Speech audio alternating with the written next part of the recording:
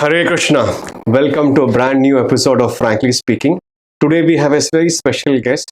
He is the temple president of ISKCON Hubli, who is serving Srila Prabhupada's movement more than 3 decades plus. He is also a member of governing body council of the Hare Krishna Movement. Hare Krishna Prabhu. Welcome to Frankly Speaking. Hare Krishna. Welcome. Prabhu, before we start generally with the childhood, the parents, the upbringing. So how was your upbringing from your parents' side, mother's side? Were you spiritual from the beginning, or it was after coming in touch with Swami Srila Prabhupada the transformation happened? How was it? Just wanted to know about your... So I'm basically from a middle class family. My father was in Air Force, and my mother she was a housewife. And like anybody else, my upbringing was in a good atmosphere. Not so much spiritual, but my father, he's very devoted to Hanuman, and especially in that Air Force places wherever we lived, they used to hold a weekly that Ramcharitramanas Katha they used to have. So I think some touch was there right from the beginning. I remember one night when, even as a child, we were awake till 12 o'clock in the midnight for observing Krishna Janmashtami. So all these festivals were definitely celebrated right from the beginning. But exactly what is Krishna consciousness, what is the goal of life, all those things I was not very much aware about. So you were born in Sonipat, and you did your graduation from St. Joseph's in Bangalore. So because your father was in the Air Force, you had to travel pan-India. Is it that true? Yes. So my mother is actually from Haryana. She is from a village near Sonipat. So I was generally, for our vacations of 2 months holidays in summer holidays, so parents used to go there. So that is the time when, in those times I was born in the village of Haryana. Otherwise, my father, because he's in Air Force, so he keeps roaming from one place to another. So we came to, my maximum of my schooling happened in Assam. And after my 10th, in 11th, I came to Bangalore. So my father was posted to Bangalore. So that is from where, after I did my graduation in Bangalore. And then I came in touch with the books of Srila Prabhupada. During childhood, since you're from Haryana, the armed forces, the sports didn't attract you to take it up? To some extent, yes. I had tried even in, there was a sports school in Haryana. It is very near to Sonipat. Very famous school. But somehow I think I could not get into that. Lord had different plans. Yeah. Because every other Olympian is from Haryana. So Yeah. Lot of Olympians. Yes. Okay. So how did you come in touch with Krishna consciousness when you were pursuing your graduation in St. Joseph's, or after that? While pursuing my graduation from St. Joseph's College, actually I came in touch. Before that, what happened? My seeking started after an incident in my life. I was very attached to my grandmother from my maternal uncle side. That is from my mother's side. So as I was telling that every 2 months in a year for summer vacation, we used to go Sonipat. So it was a time of harvesting. So my maternal uncle had been to the field, and even my mother, because she also used to help in that harvesting. So that time, my grandmother was sleeping beside me. I was there, and my other brothers, we were there. So suddenly in the night, my grandmother, she developed a chest pain. And practically she was crying and she was calling out the names of maternal uncle, that is her son. So this was a very horrific sight for me. For the first time I was seeing that the grandmother to whom I am so much attached, maybe she will not be there anymore. So after around an hour of wriggling in that pain, she passed away.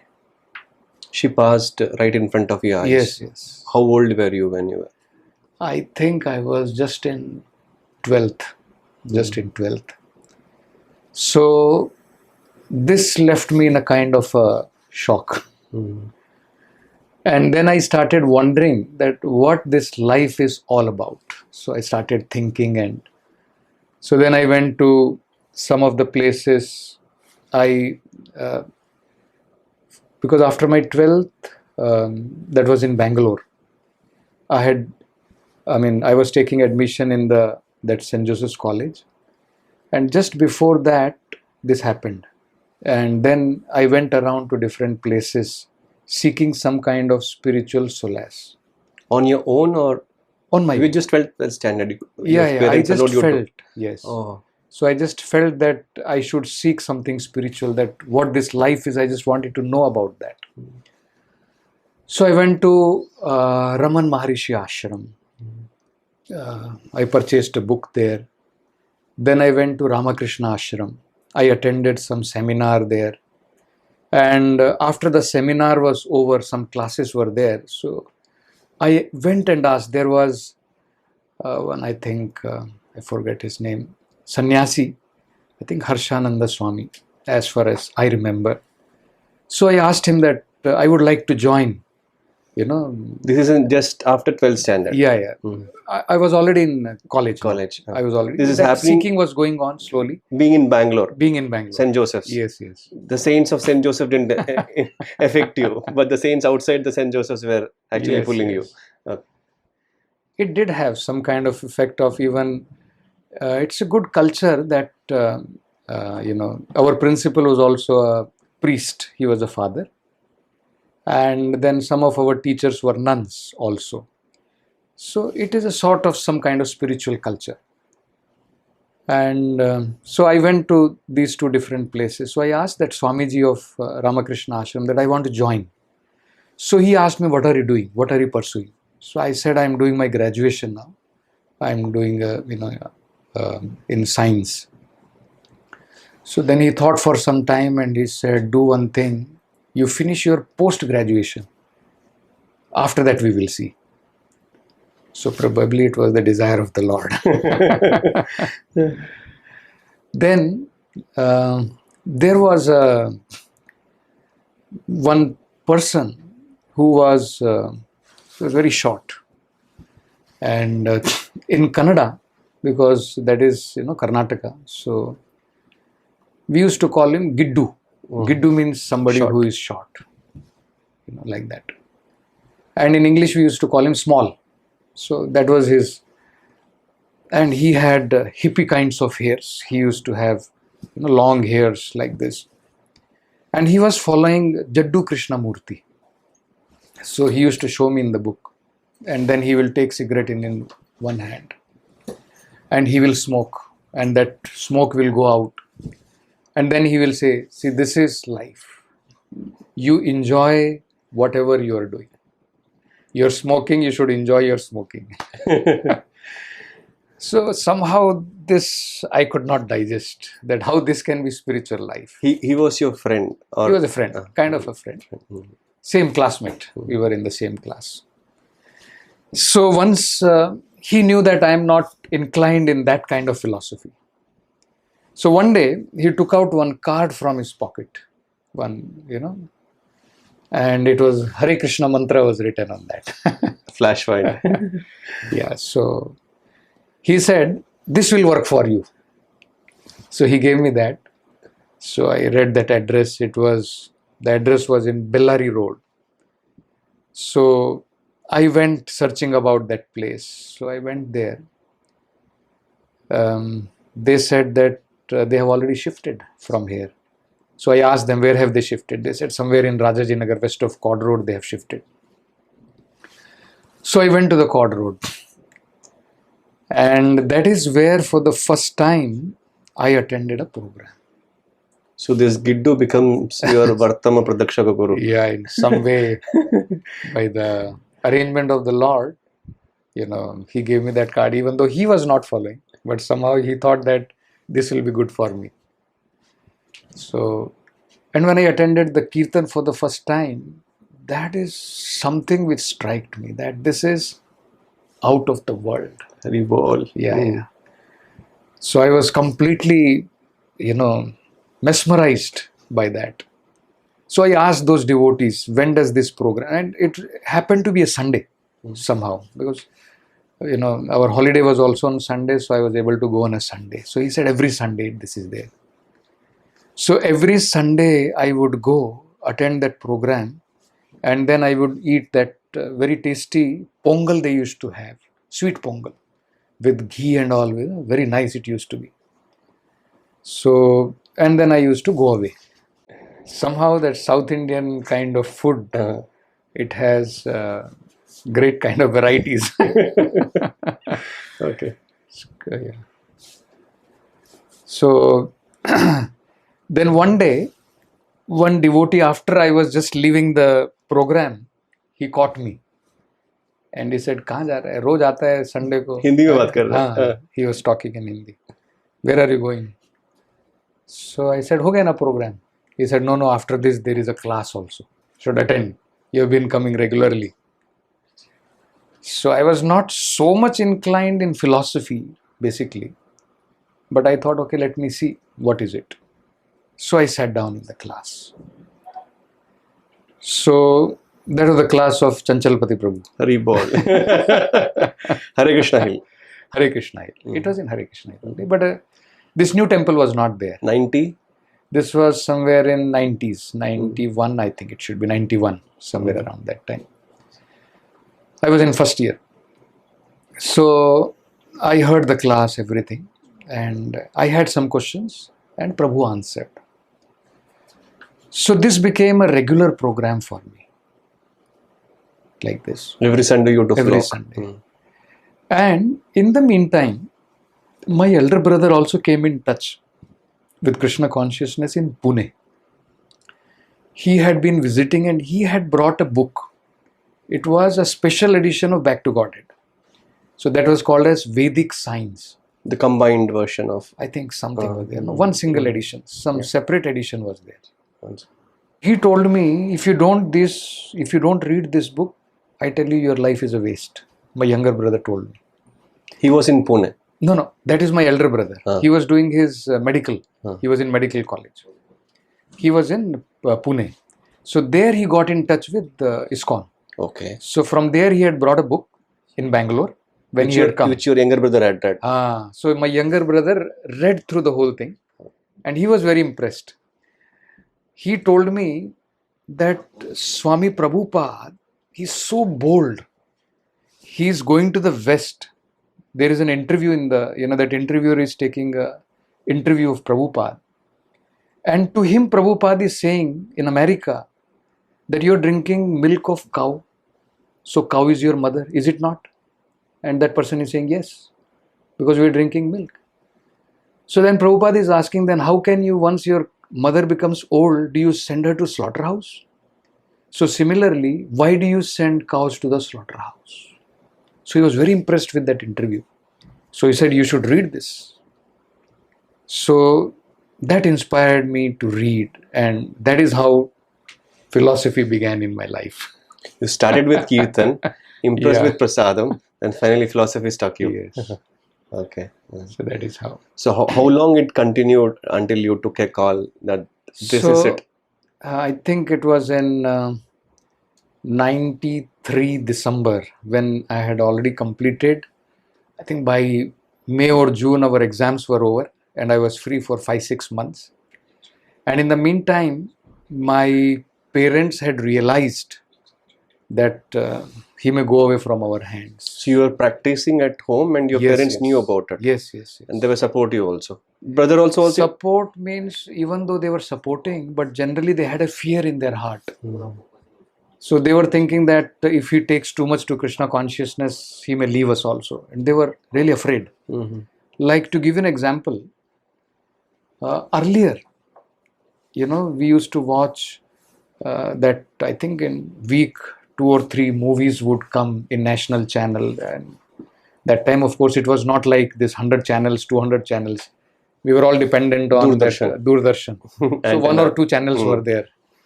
So I used to watch Chitrahar, I used to watch that movies, all those things. And they were fed up. How much you would watch?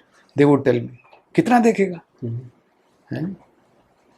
So, but somehow or other I was, 8:30 Wednesday. Then when I came in touch with Krishna consciousness, I completely gave up.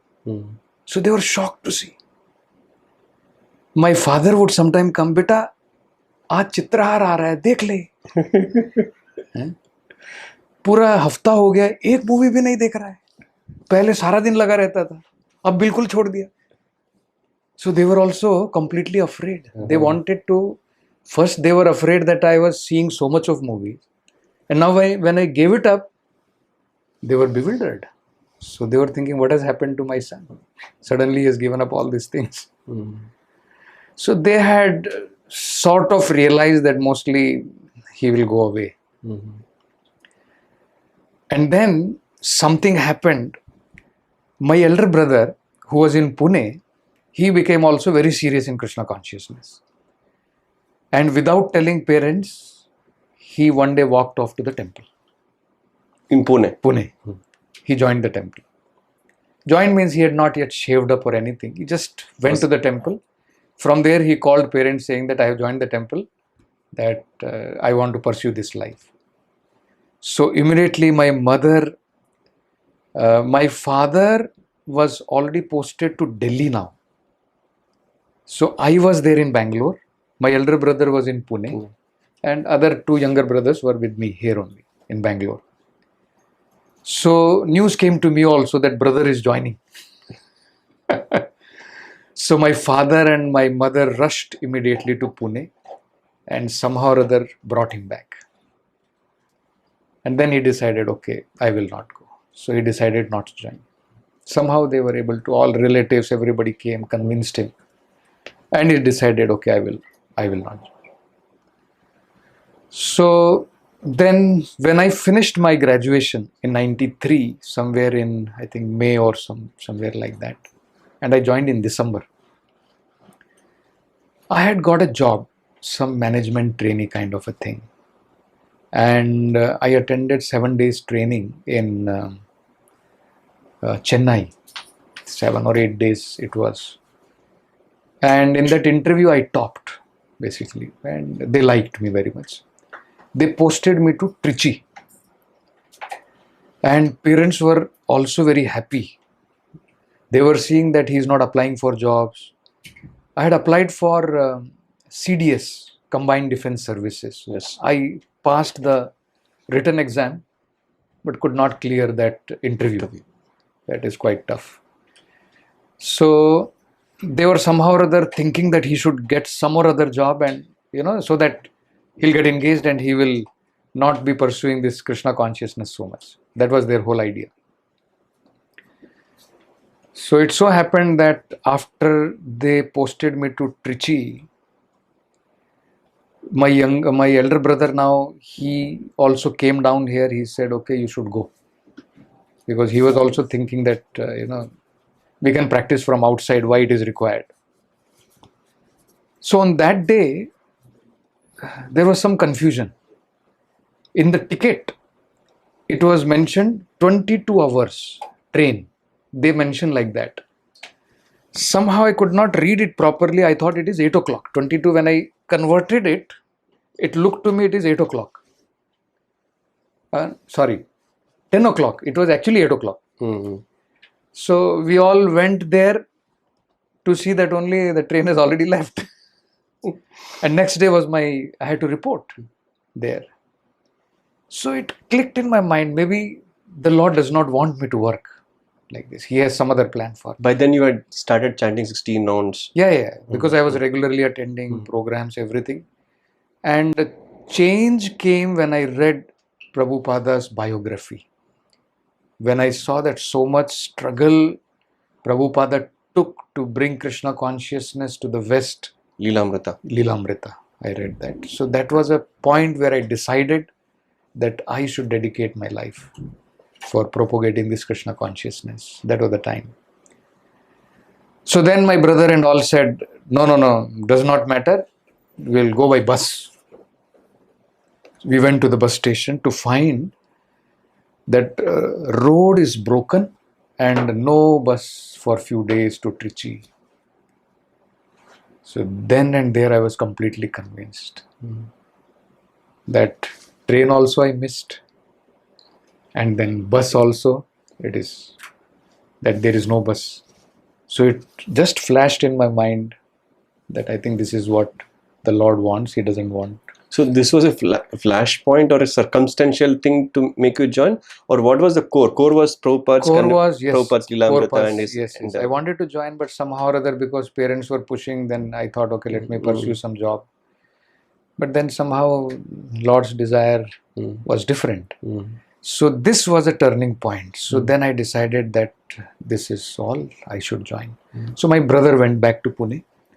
And then I was just waiting for the opportunity. Father was in Delhi.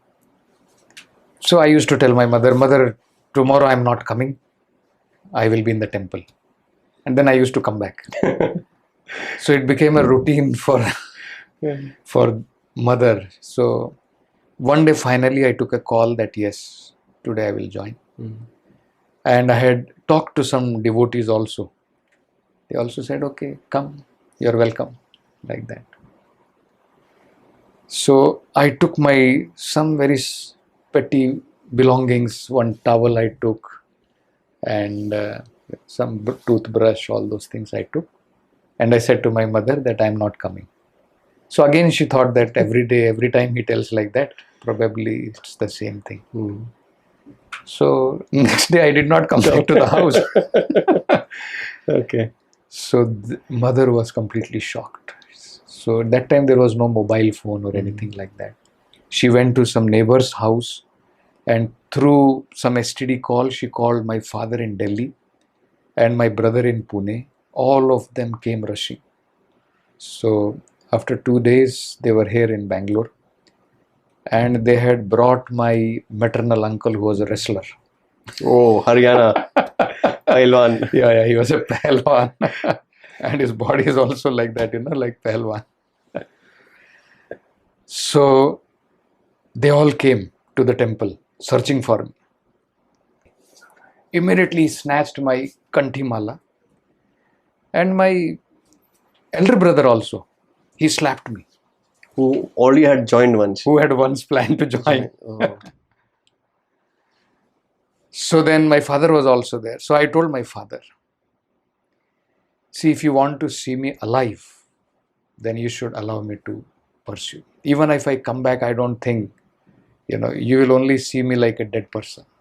There is no use. So you've already given your heart to Prabhupada's movement. So then and there my father decided somehow. He said, okay, if this is your desire, then he told my maternal uncle, leave him. No problem. Ja teri zindagi ji le. You be happy. So then my brother also asked pardon. He said, sorry, I just wanted to see your determination. Oh. Like that. He's in touch with you, Prabhu? Yeah. He's a initiated devotee. Oh, wow. Of course, from other camp. So how was the scenario when you joined? Like 1993 December you joined. Yes. Temple was still coming up. 97 temple got inaugurated. So those scenarios where you had a bunch of few young devotees. Probably Amitasan Prabhu also had joined. Amitasan Prabhu was also. Sridham Prabhu. He was senior to me. Yeah. So how was the vibe in the ashram? What was the scene like? How motivated you were to do it for Prabhupada? Like things. So yeah, we were few of us, few devotees.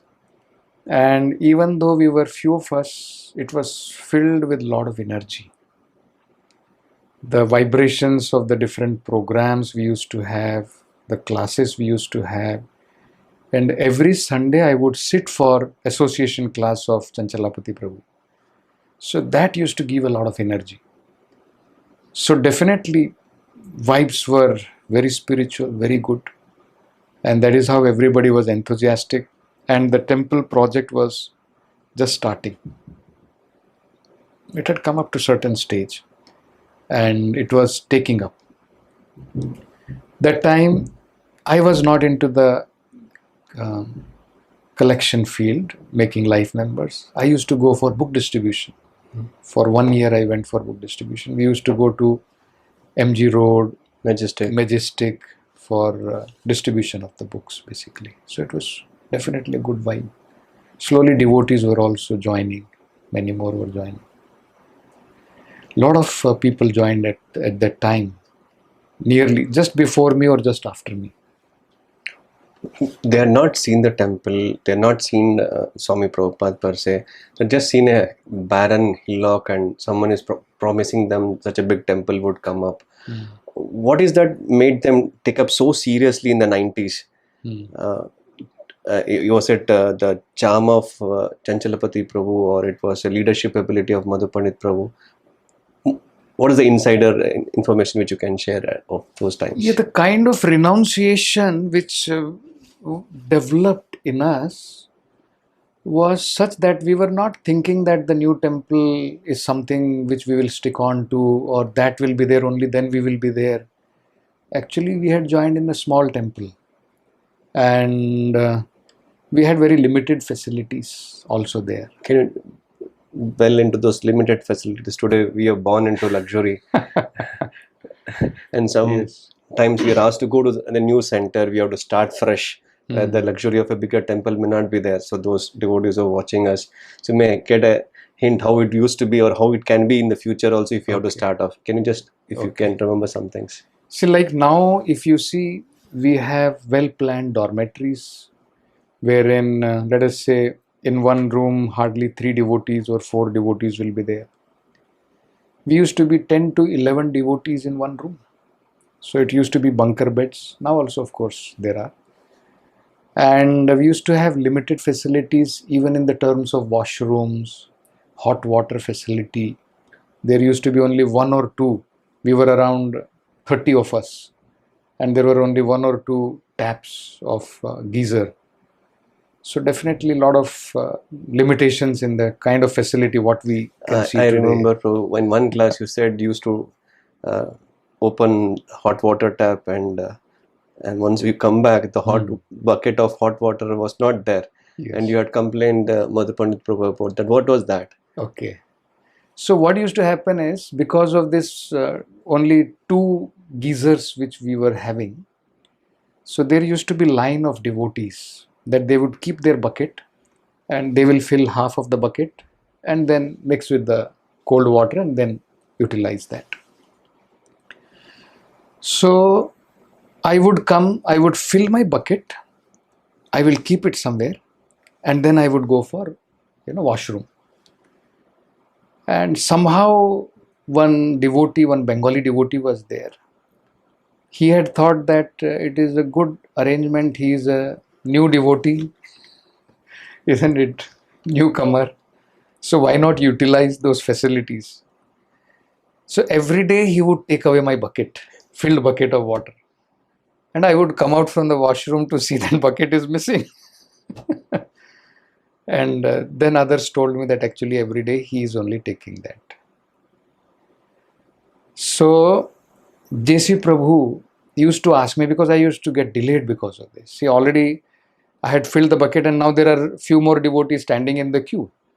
I would have just gone and taken bath. But now again I had to stand in the queue and get the bucket. So I was coming at least 4 to 5 minutes late. So one day he called me and he chastised me. He said, "What is this? You are a new bhakta. Every day you are late. 4 to 5 minutes late. Why?" So I explained to him, this is the problem happening. So he said, "Go and meet Madhu Pandit Prabhu." So I went and met Madhu Pandit Prabhu, and I was complaining to him that Prabhu, like this, that Bengali devotee, every day he takes away my bucket, and because of that I'm getting late and I have to get chastised from JC Prabhu. So that was the first time in my life I heard such a kind of advice, which I never thought, that actually this is out of box thinking.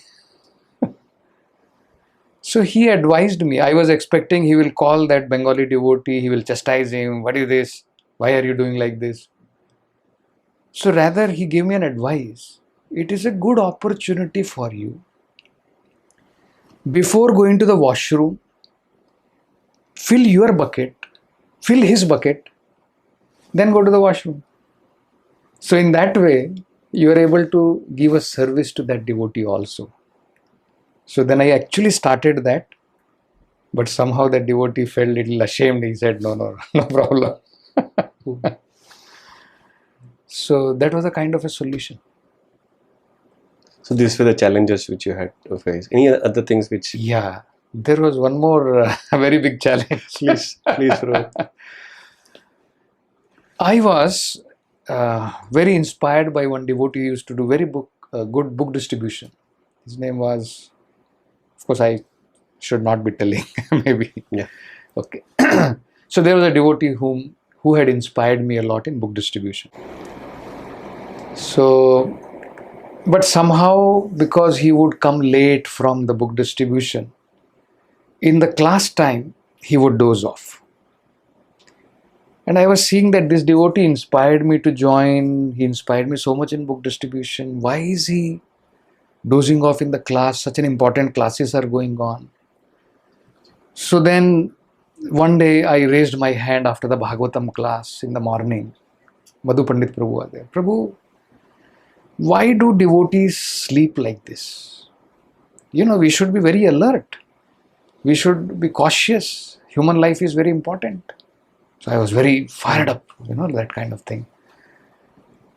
So that day, he said, see, you should be happy that actually devotees have no tensions. No tension. People cannot even sleep properly. If a devotee is dozing off and sleeping, it shows how they are completely tension free. Yes. Of course, he was talking about the positive side. But somehow this did not convince me. Once again it happened. And once again I asked this question. And again he gave some answers, and somehow it was still going on in my mind. Then it so happened that one day there was a Ishtagoshti. So in the Ishtagoshti also, the moment Madhu Pandit Prabhu started discussing some important spiritual subject matters, our Ishtagoshtis were discussing sadhana, seva, books of Srila Prabhupada, like that. So sitting right beside me, again he was dozing off. So I got very irritated. What is this? So I got up in the Ishtagoshti. I said, Prabhu, what is this? Devotees have no seriousness. Such an important Ishtagoshti is going on and they're sleeping. So Madhu Pandit Prabhu was able to understand that some wiring problem would have happened in his mind. Isn't it? Why is he finding fault? So immediately he got very angry. And that day whole Ishtagoshti was on this subject matter. So the most important thing he explained was that it is not your duty. It is not your duty. There are authorities, they have to take action, they have to take work. Something which is not your duty, why are you putting your head into all those things? Mind your business. And he was so angry, he said,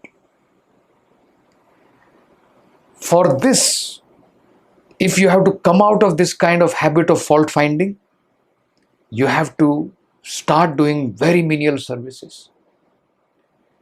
We were doing some kind of, cleaning of the toilets, all those things were there. But the bigger vessels, Pot which washing. were pot washing, not this Small smaller, ones. that bigger bhandis, for cooking for 200 people on Sundays, or for 30-40 devotees, that cooking vessels. He said, you have to wash them for 2 months. Then you will come to your senses. So I humbly accepted that. And when he was angry, there was a Lord Chaitanya's Mahaprabhu's photograph was there behind him. You see? And that one garland also fell. So I took it that actually, Blessings. So I took that service. 1 month I washed and I was repenting my behavior. I developed, that what do you call between the two fingers, that kind of, what do you call that? Bacterial infection. Infection because of washing. Yes. So it was itching like anything, and white it had become all my feet basically. So one day, infections basically. Especially the legs. We were not having those shoes kind of things. Now devotees have your bare feet. We used to wash basically. So completely, constantly in touch for 1 month regularly. So one day Bhaktilata Mataji saw this, that I have developed infection and still I am continuing to wash all those things. She brought me to Madhu Pandit Prabhu and said, you should relieve him today. What is this? 2 months he has to do. So when Mataji said, then finally I am released. So that was a turning point in my life where I found that yes, it is, we have to mind our business. It is the duty of the authority. It is the duty of the spiritual master and the people authorized by him.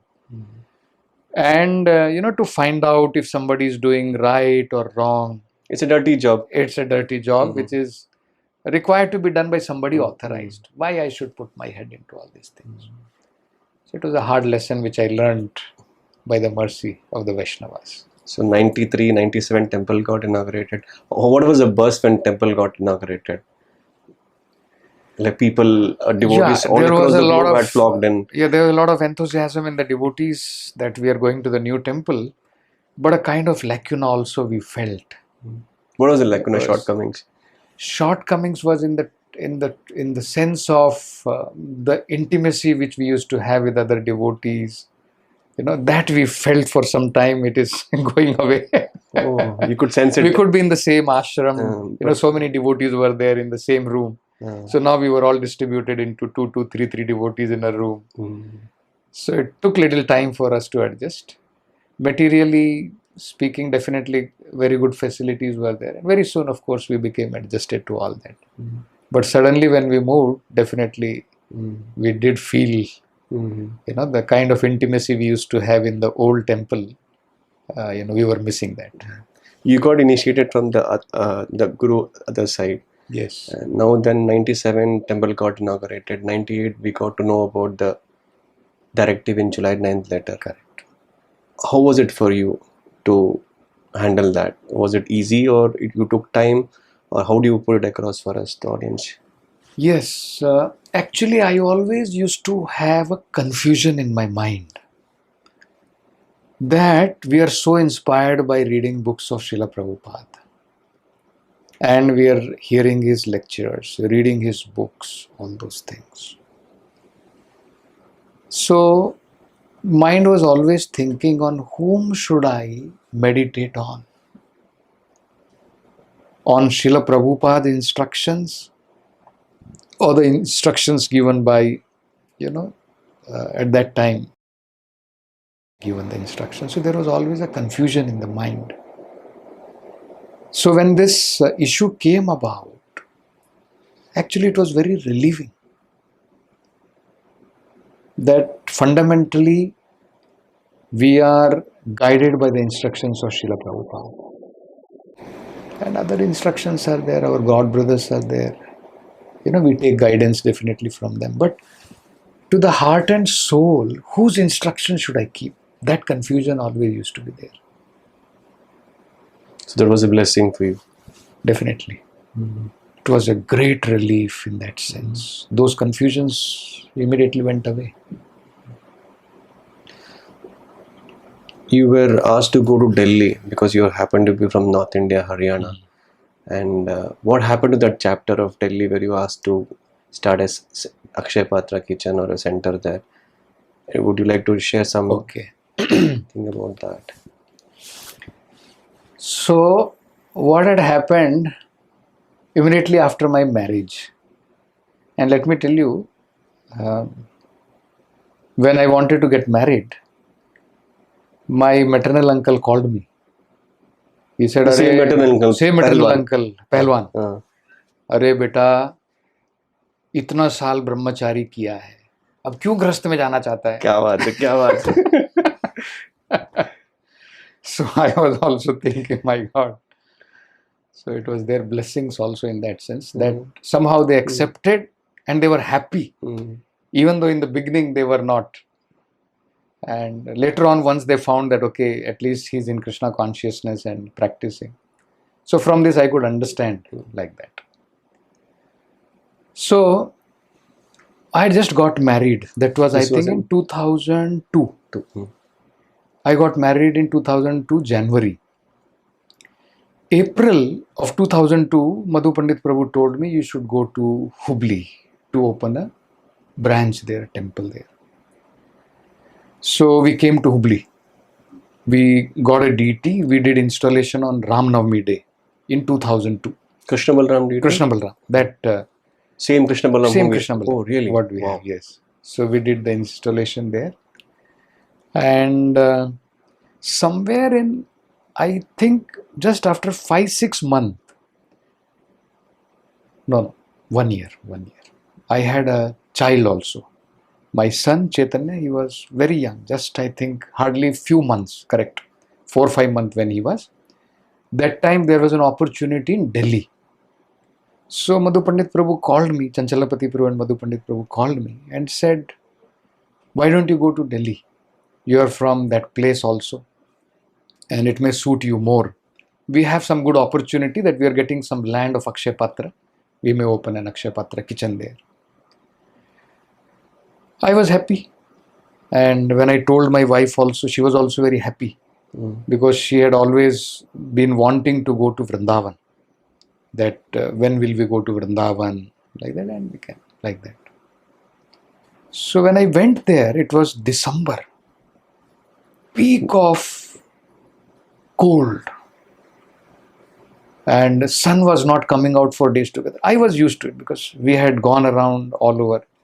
But somehow my family was not able to take it. My wife went into kind of some little depression wherein she's seeing that practically days together there is no sun at all and it is chilling cold. Those times there were no technology that central heating is there, some kind of heater, we used to put basically. And we were not able to find a house also for rent very easily. We were looking for that in somewhere in Lajpat Nagar because the kitchen was supposed to come up there. And I was staying in my parents' house. I did not like to stay so much in my parents' house because I felt like a kind of a burden. So in that sense also, we were thinking that when it will be possible we get a house, all those things. So things were dragging on, and in the meantime what happened? From the other camp, he came to know that we are opening a Akshaya Patra kitchen and he spoiled the whole thing. He went to the politicians, he went to the bureaucrats, all those things. He is the same person who wrote mails to the authorities to not to allow all those things. Yes. Kitchen had come up to certain level. It was a school. It was a school building. One room and all, some things we had changed. But somehow or other, he got it done that he got it cancelled. We could not get that place. Almost 2 decades we had to wait to start off Akshaya Patra operations in Delhi.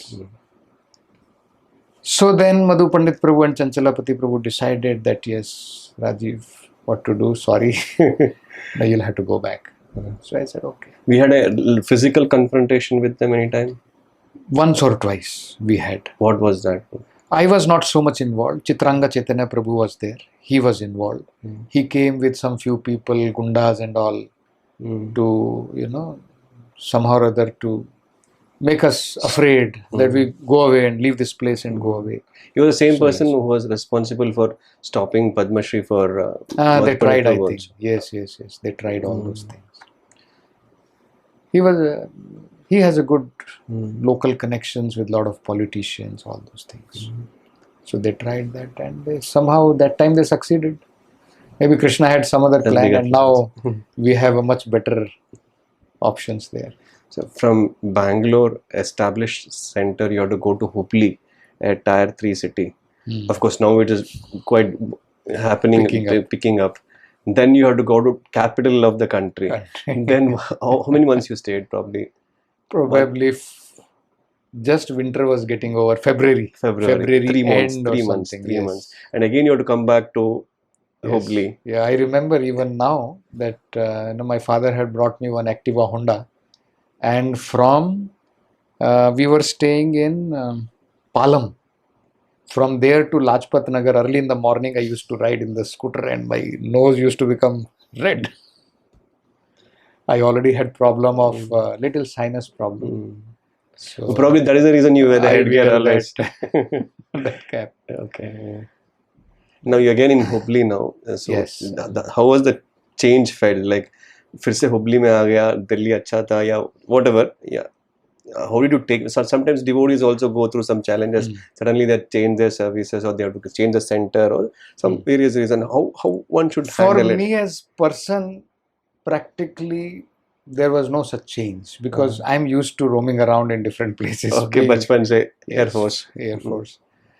So, but for my family, definitely, it was a culture change from south to north. When they went for the first time for a few months, it took them time to adjust. So when they came back, it was good for them. How did the Hubli Yatra actually start? We got the land, or someone had donated. Can you just share a few things about Hubli Yatra? How it started off actually from Bangalore? So in Hubli, we took a rented place first of all. This was in 2002. 2002. All started in 2002 itself. Yes. When we first installed the DTs, that was in a rented place. So from January, after I got married, MPP had already told me that you'll be shifting there. So in 2-3 months, we got one place. There were some congregation devotees. Which place in Hubli? This is called as Lingaraj Nagar. Lingaraj Nagar. There is a place called Lingaraj Nagar near Unkal. It is.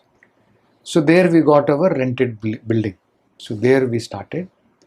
And very soon, Sudha Murthy, she was inclined that Akshaya Patra had just started in Bangalore that year itself. I think it was in 2002 only it started.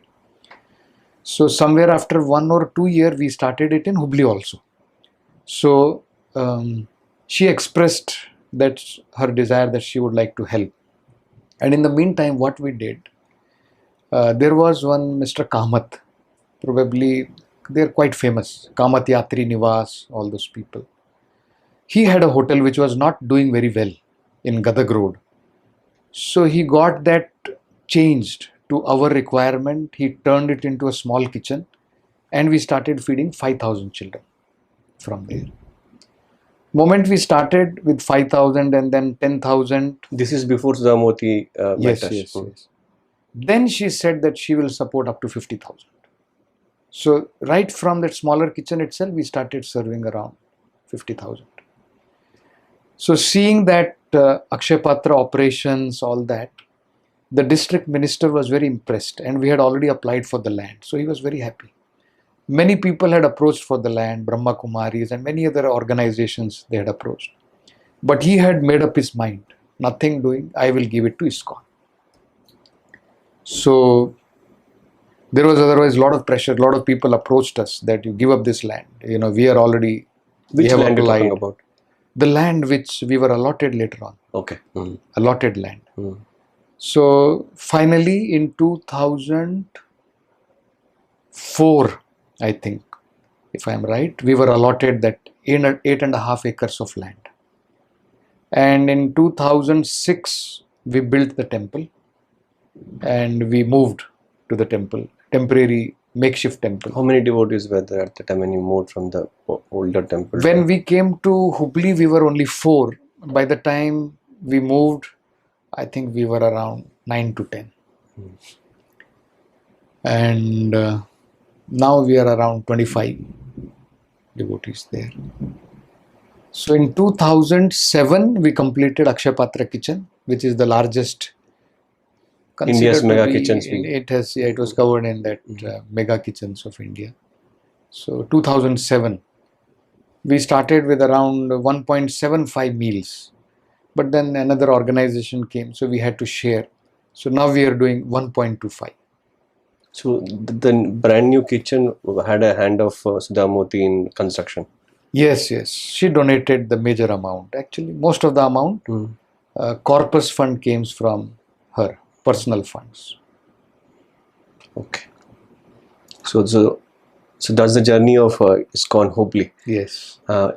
One thing which figures out from ISKCON Hubli's Yatra is the Kartik celebrations.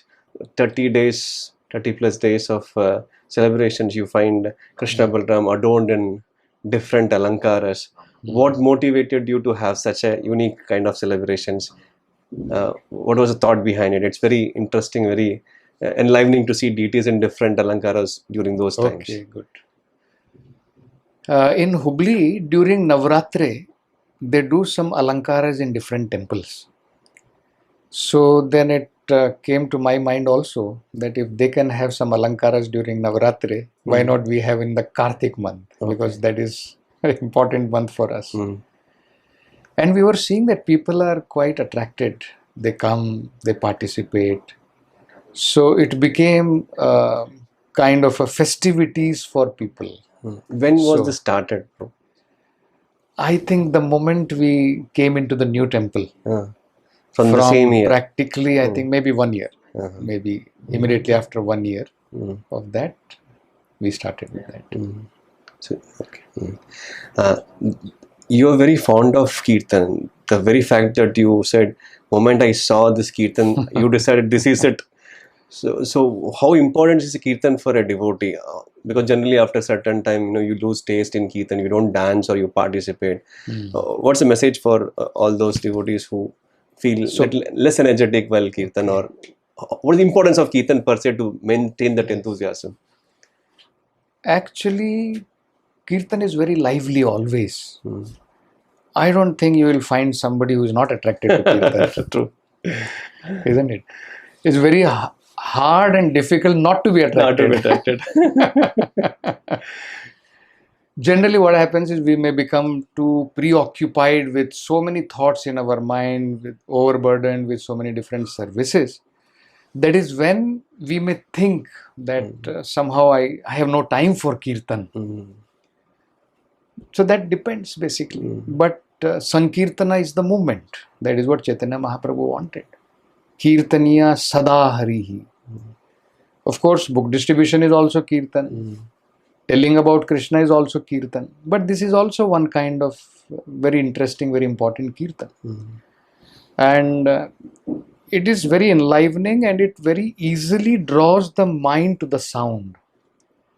Generally, you will find during Japa, we have to force the mind.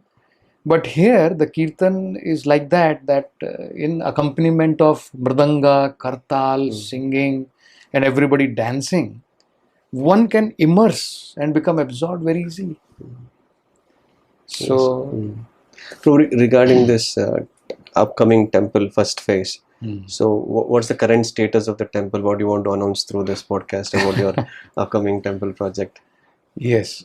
So our upcoming temple, it is delayed little bit because of the 2 years of Corona, that pandemic which happened. And some struggle happened because of that time, wherein practically construction work was very slow because we were hardly even able to maintain. There was no work, people were not coming, and we had to give salaries to the staff. So it was definitely a very tough time we underwent. So very the question of doing the temple work at that time. So it was very slow. Maybe some petty works were happening. So It's around 2.25 lakh square feet of total built up area. In the first phase, it is around 1 lakh square feet. So we want to open it in 3 phases. First phase is the 3 level of building, which is called as the main temple building. The main temple building has a ground floor, it has a first floor, and it has the second floor, which is the main temple hall. Ground floor, there is a facility of auditorium, lot of cultural programs, our heritage fest, cultural events we can hold it there. First floor is our lecture hall, pravachan hall, and it is also pravachan hall, and at other times when pravachan is not there, it will function as a Bhagavad Gita expo, where we are planning some kind of beautiful dioramas. Through them, around 30 themes we are planning to convey some important themes of Bhagavad Gita to people. So that is in the first floor. And second floor is the main temple. There we have 2 mezzanines also. So totally it is 5 floors, that main temple building. The last slab, the roof of the temple, is getting cast. In another 3 months, we will finish that final casting of the slab. One slab is around 27,000 square feet totally. So once that is over, we plan to open this main temple building, the 3 floors, ground, first and second, with the main temple. So this will be the first phase. So this we are planning by 2025, next year, by somewhere around April. We still have to figure out muhurtams, good dates for that. But practically, we are hoping, if everything goes well and devotees, their mercy, Vaishnava's mercy is there, we should be able to do something. Then in the second phase, Lord Balaji Temple, Srinivas Govinda Temple, we plan to open. Final third phase, we There want is an to exclusive open. temple apart from the main building? Yes. Yeah. So when people come, they can first have darshan of Lord Balaji, then they go to the main temple. So now when we open in the next year, only the first phase, Balaji temple will not be there, only the slab will be there. So people still will be able to walk from there, and then they will go and have darshan in the main temple. Then in the final third phase, we want to complete with all other amenities, and open air theatre we plan to have. Then guest house we require. Now we have only 10 rooms. So we may have to adjust for a few more years with those rooms. And if Krishna permits, then we would like to have 30-40 rooms like you have in Ahmedabad. You have recently opened Chaitanya Bhavan.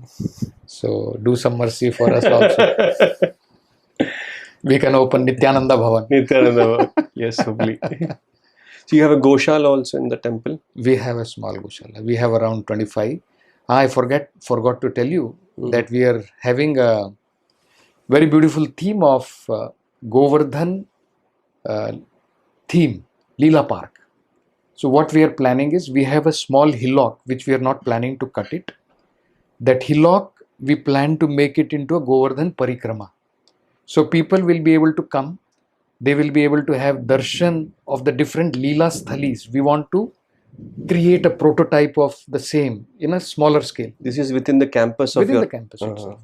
We already have finished Radha Kund and Shama Kund. So then we will be having Manasi Ganga, Kusum Sarovar, Govind Kund. Govind Kund. All these important places we will be recreating, and people will be able to come, have parikrama, they will be able to do parikrama. We will get a chance to explain to them about Mathura, Vrindavan, Govardhan, Lord Krishna. That is the idea. So what about Dharwad? Do you have any plans for Dharwad or farm communities? Or Okay, we are actually in the middle of Hubli and Dharwad. Practically we are in Dharwad. It's just after our temple is the line of Hubli.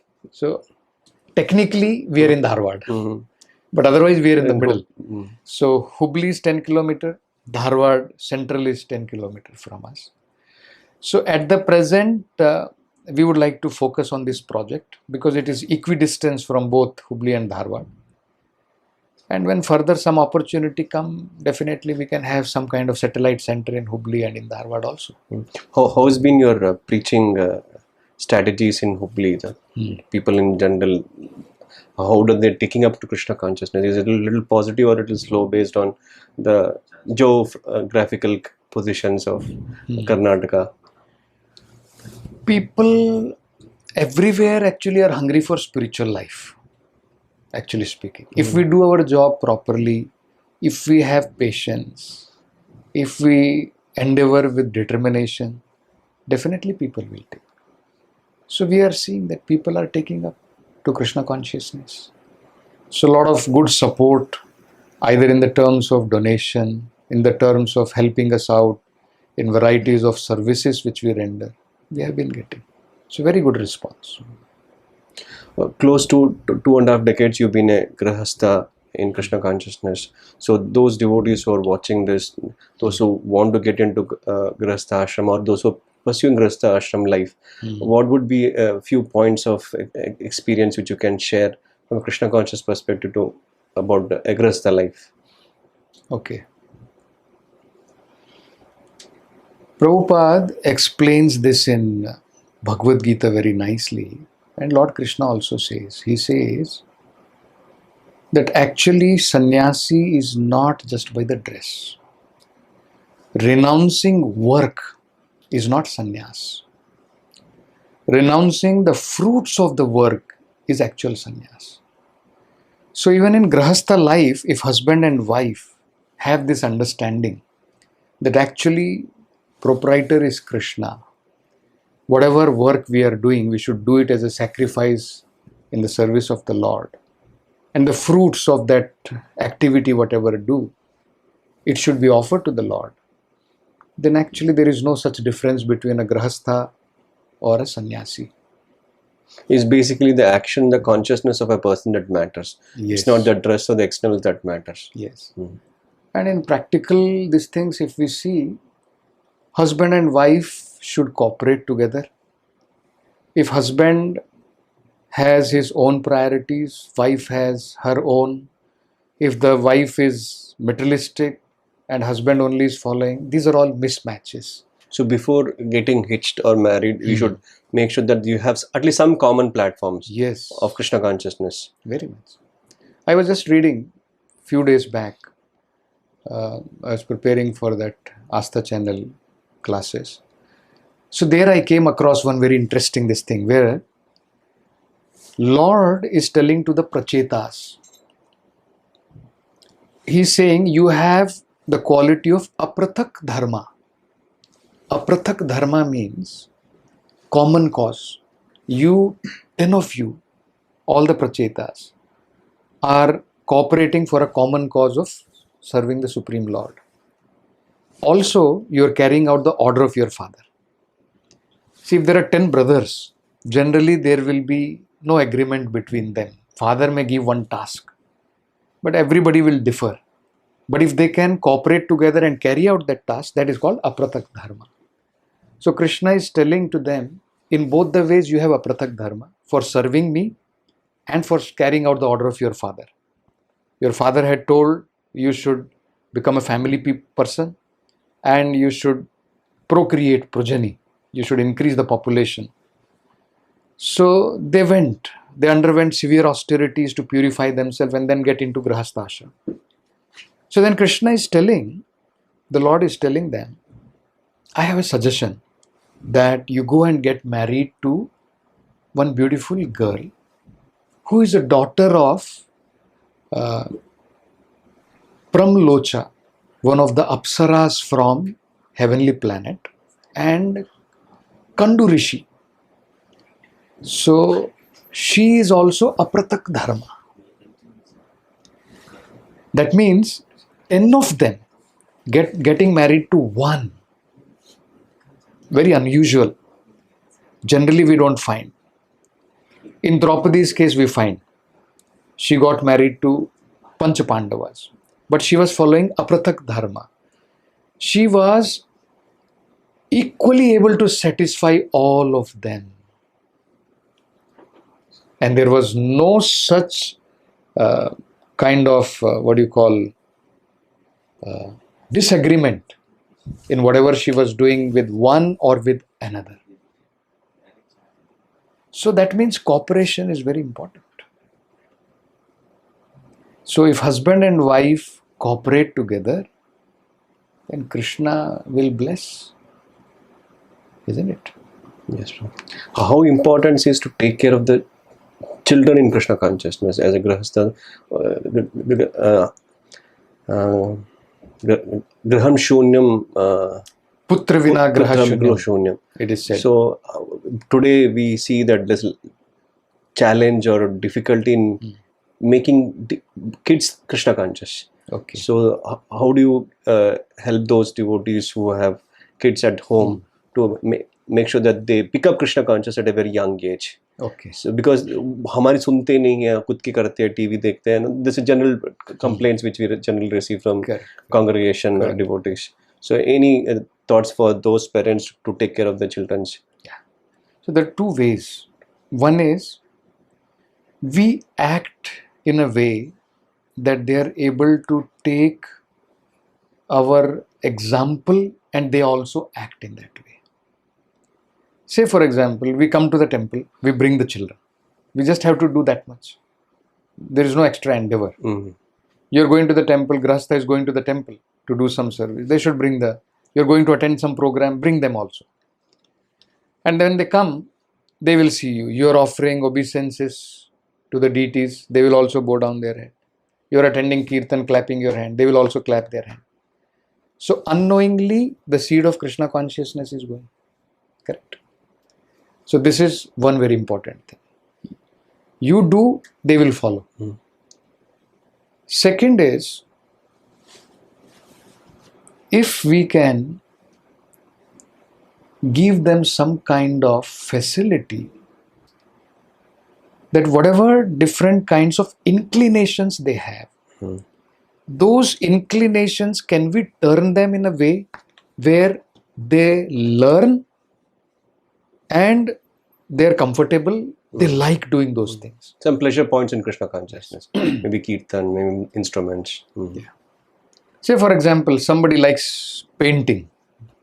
So you give them, inspire them if they can paint for Krishna. Somebody, children, if they're very addicted to mobile, so there are so many subject matters of Krishna consciousness available. See to it that they go into that also. They hear some kirtan, they hear some classes, all those things. So, yena kena prakarena manaha Krishna nivasya. Somehow or other, we have to see that child, they're able to put their mind in Krishna consciousness.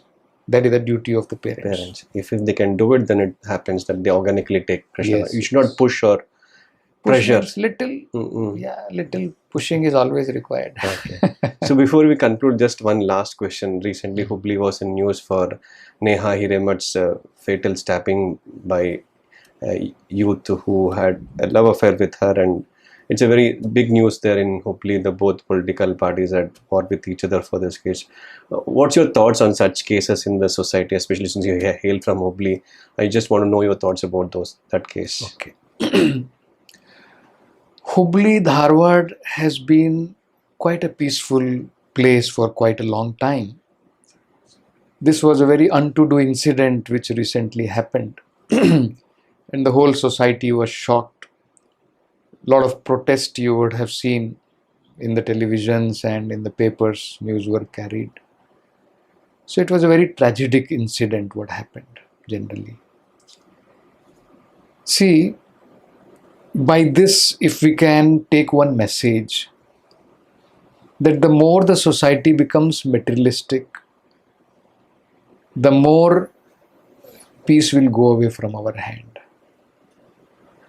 If people have developed some qualities like tolerance, mercy, kindness, all these important qualities, now people are in a mood of how much I can exploit from another person. They call it love, but actually it is more of exploitation. Where is love? If I love my child, And if the child does not agree to what I say, will I butcher him? Is that love? So where is that love? So it is called so-called love. People have no idea what is the meaning of love. Love means actually selfless. Love means no expectation. So people have no idea, isn't it? So that means spiritual qualities are missing. More we become too much modernized. We should not be losing those important values, spiritual values. How do you get those values in common public at large? So people have to become spiritually educated. Spiritual education should be an important part of the society. We should not shy away from that. In the name of secularism, we should not go away from that. We should understand there is no difference between the different teachings which are given in the different faiths, isn't it? Just like whether it is Christianity or whether you see Hinduism or Mohammedan, practically everyone teaches how to love the Supreme Lord. If you do not know how to love Him, how can you love His children? Isn't it? When we say that there should be brotherhood, first recognize a common father. Then there is a question of brotherhood. Otherwise, where is the brotherhood? If we have no common father, why do I call somebody as my brother? Because we have a common father. The problem is recognizing with the common father. So that is a misunderstanding people have. The same father can be called by different names. Just like the same water, the same sun, it is not American sun, it is not Indian sun, it is not Pakistani sun. Sun is sun. Isn't it? It is shining in America, it is shining in India, it is shining everywhere. So we just have to clarify and make people understand that the same God can be called by different names. But He is the same Supreme Personality of Godhead, whose children we are all.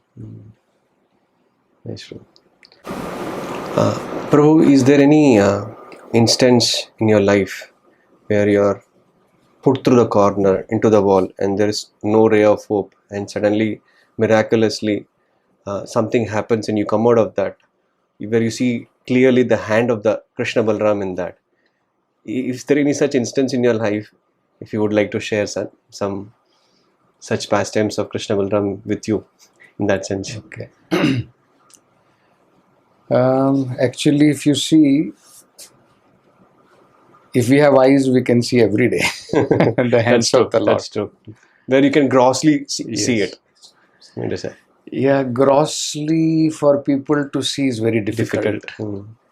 But yes, practically, if I have to tell you that there were times in our finances, just around the time of Corona, when this pandemic was happening,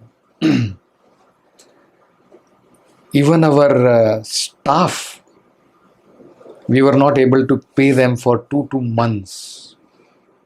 Practically, that was the kind of situation we have undergone, wherein they have to bear with us and we are not able to pay them. Because Corona time, of course, they were not working. And after that, it took us another 1.5 years to come out of it. The slowness, the market had become very down. People were not donating. They wanted to reserve funds. Then we wrote letters to people asking them for some kind of help like that. So definitely we can see. And the Lord miraculously took us out of all that kind of financial situations. And today we are in a position that by next year, if Krishna's grace continues like this, that we should be able to open the first phase of the temple. Jai, Haribol, Haribol. Once in class you mentioned that after you gave your first Bhagavatam class, probably or second one, Chanchalupati Prabhu patted you saying that wonderful class, but don't be proud about it, something like that. So in devotional service, whenever we see some success, we see people are appreciating for what you're doing in your social circle. There's a sense of achievement, there's a sense of I did it. So how do we handle that sense of pride? Because pride precedes fall. Prabhupada always talked about pridelessness. Yes. So what exactly happened was, this was the time when first time he gave me the task of preparing for Bhagavatam class and giving a Bhagavatam class. So I prepared for it and I gave Bhagavatam class. He was not there sitting and hearing, but I think remotely, because we have a system where it can be heard in the ashram like that. So he heard that class and he came and he patted. Good, Rajiv, good. Very nice. But don't get carried away. Don't get carried away. So he also said that. So that struck me, and it is a good instruction right in the beginning. Because if I get carried away, and then if somebody tells me, I'm already carried away. Carried away. So if somebody can show me that there are pits also, then we can be careful, isn't it? If we are not thinking about that there is a darker side also, we should know darker side also. Because in this age of technology, we have opportunity to be present in Instagram, YouTube. We have people appreciating us in comment section. Oh, that time it was no Instagram. It was much more easier.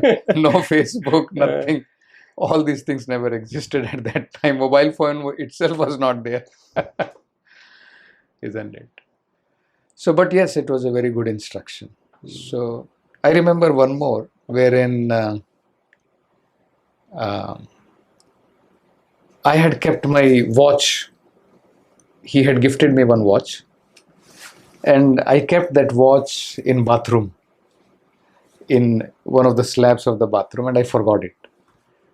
So one devotee, Sevatullah Prabhu, he took it away and he handed over that to Chanchalapati Prabhu. So 2-3 days he did not tell me anything. He asked me, where is your watch? So I said, Prabhu, I kept it somewhere. Somebody has taken it away. Then he said, Rajiv, you have to be very careful. You don't deserve a watch. You'll not get it. So for 1 month, he never gave me that watch. So after 1 month, he handed over. So these kind of instructions, wherein we get to know what should be done, how we have to be careful about things. Everything belongs to the Lord, isn't it? So we have to be careful about everything. So these were some of the important learning lessons from him, which I learned. From Madhu Pandit Prabhu, you've been thickly associated with him since Bangalore, and your yatra in Hubli also has been personally guided by His Grace. So any Chanchalapati Prabhu specifically, I learned preparing classes from him. Him means the way he prepares. I used to hear his classes, analyze how he gives, how it is connected to the shloka, how it is connected to the purport, all those things. So definitely a lot of inspiration I derived from him in that sense. Regarding Madhu Pandit Prabhu, because you've been Madhu Pandit Prabhu he's been my inspiration right from the beginning, right from the time when, he protected me from right in the beginning. I remember now one very important lesson. When I joined, and my father had already told, let him be in Krishna consciousness, and he had gone back. But somehow, because father was already posted to Delhi, my elder brother is in Pune. He's doing his medical. And from there, he went to London. I joined the temple. So whole responsibility came on my younger brother. He was quite young at that time. He's just doing his graduation. I had finished and I had joined. And he was not in a position to take that responsibility. Father is not, he's away. Elder brother is away. I have joined the temple. So it came very heavily on his head. And then he was preparing for, he was preparing for IIT, like that very premium institute. And he did not bother about some other engineering colleges. And he could not get into IITs. So that was another thing for him, that he had been preparing for that. He could not get that. And So he was very disturbed. And because of this disturbance, his half of the body became paralyzed. Oh, Krishna. He was not able to move his hand. He was not able to move one side of his leg. So it was a kind of a depression he went into. So my mother came, brought him.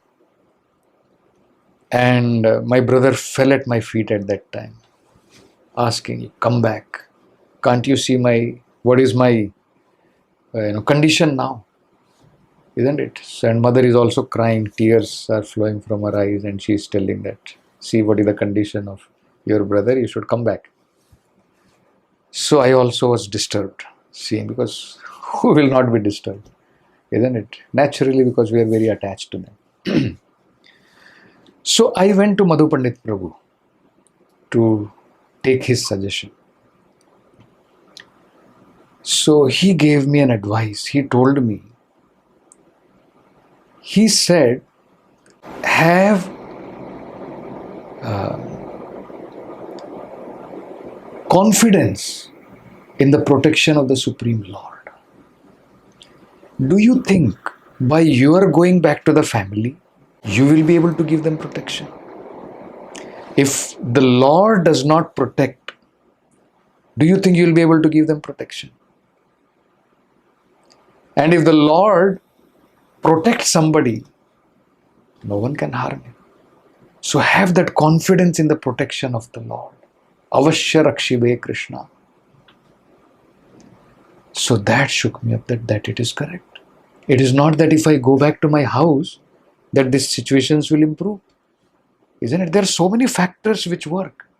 It's not just one factor, two factor. Isn't it? So many factors are involved. And practically, finally, the sanction of the Lord is the most important thing. So if he does not sanction, even if I go back, does it guarantee that everything will be all right? Isn't it? So having that confidence, somehow I convinced my parents, I convinced my mother that do not worry, things will be all right. We are always with you. Why do you worry? Whenever you want, please come. There is no problem at all. And whenever it is required, I will also come. I will also help you. So somehow they were satisfied. They went back. And within 5-6 months, everything changed. Haribol. Jai. Yeah. Within just 5-6 months. My brother got into IISc, one of the very premium institutes. Better than IIT. Better than IIT.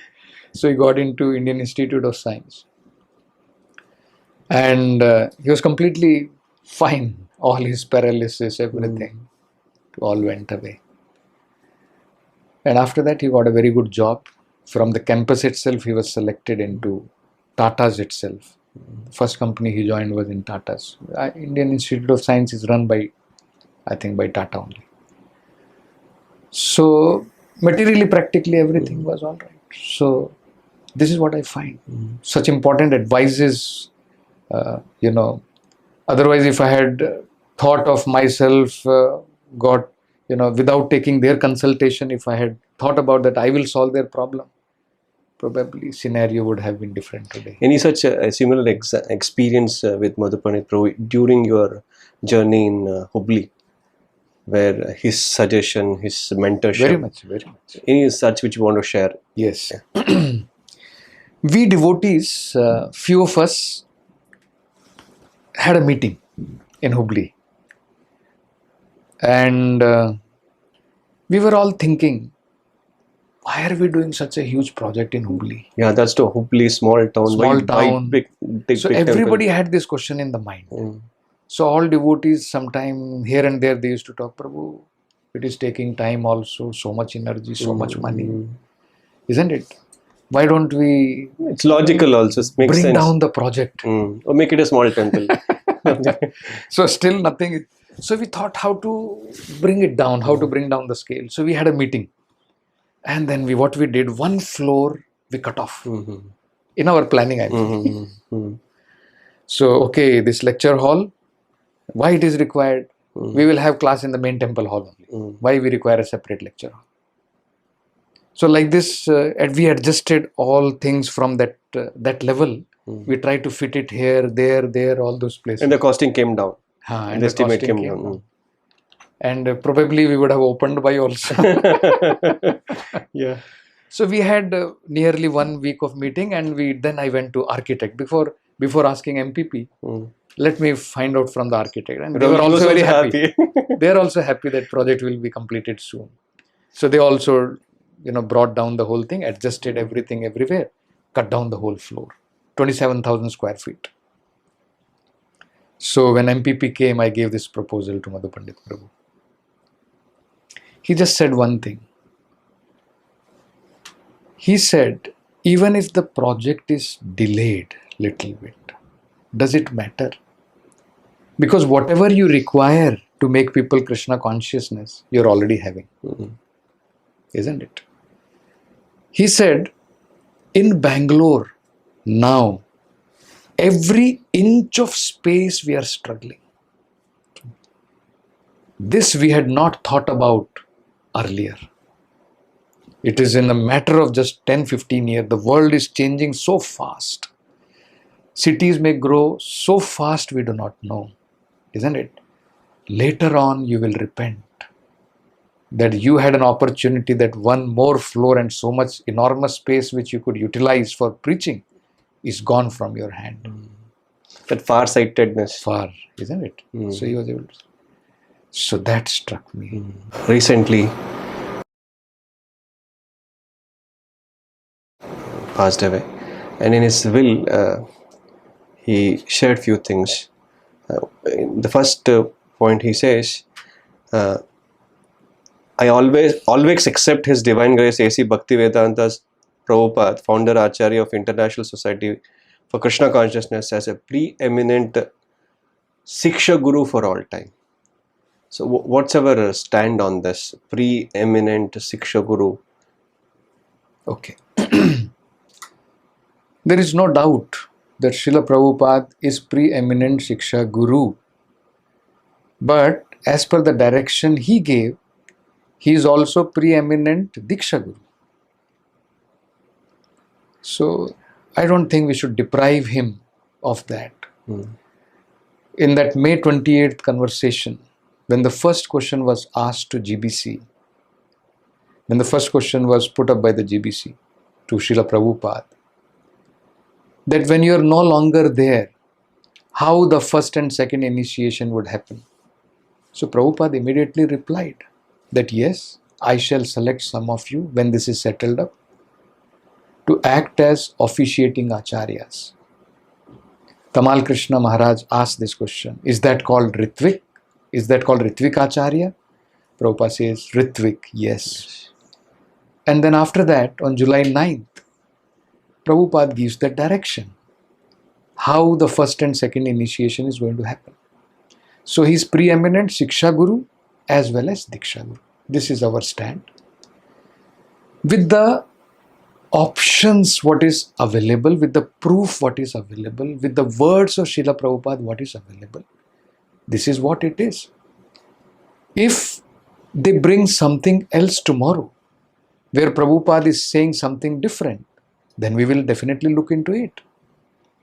So this is not that, we want to go by the words of Srila Prabhupada, what he has given. So in today's condition, with whatever evidence and proof is available, it is crystal clear that Prabhupada wanted a system of representation, isn't it? So it was pleasure talking to you, Prabhu. It's been enlightening over a period of 2 hours. It's very refreshing. Thank you so much for taking the opportunity to associate and give us the chance to hear from you. Pleasure. Thank Hare you. Krishna. Hare Krishna.